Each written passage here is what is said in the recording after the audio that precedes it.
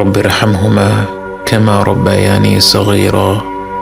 হে আমাদের রব, তাদের দুজনের প্রতি রহমত প্রদর্শন করুন, যেভাবে তারা শৈশবে আমাকে লালন পালন করেছেন। বাবা মা যে পরম স্নেহ মমতা দিয়ে একজন সন্তানকে লালন পালন করেন, সৃষ্টি জগতের কোনো কিছুর সাথেই তার তুলনা হয় না। এই মমতায় কোনো স্বার্থ নেই, নেই কোনো শর্ত।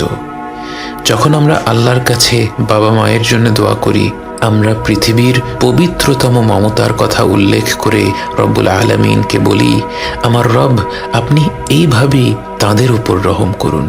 বাবা মায়ের জন্য এই দোয়াটি পবিত্র কোরআনের মাধ্যমে আল্লাহই আমাদের শিখিয়েছেন। অথচ আমরা যদি শুধু বলতাম রব্বিরহামহুমা, এটাও একটা সম্পূর্ণ দোয়া।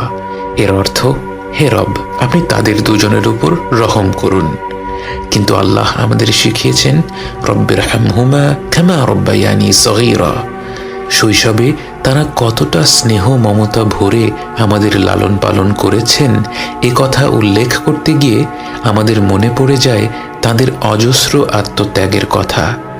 এই পৃথিবীর বুকে আমরা ভূমিষ্ঠ হওয়ার আগে থেকেই বাবা মায়ের আত্মত্যাগ আরম্ভ হয়ে যায়। রাত পেরাতে গর্ভবতী মায়ের ঘুম ভেঙে যায়, যখন তখন প্রচণ্ড ক্ষুধা পায়, শরীর খারাপ হয়, বমি হয়। বাবাকে সর্বদা সতর্ক থাকতে হয়, গর্ভবতী মায়ের যখন যা প্রয়োজন সেটার ব্যবস্থা যেন দ্রুত করে ফেলা যায়। জন্মের পর থেকে বাবা মায়ের সময়সূচি বাচ্চাকে ঘিরেই গড়ে ওঠে। বাবা মা যখন হাত তুলে তাদের রবের কাছে দোয়া করেন, তার কতটুকু নিজেদের জন্যে আর কতটুকু সন্তানদের জন্যে তা তো কেবল আমাদের রবই জানেন।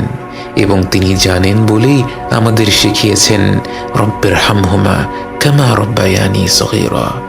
এই রব, আপনি তাদের দুজনের উপর রহম করুন, যেভাবে তারা শৈশবে আমাকে লালন পালন করেছেন।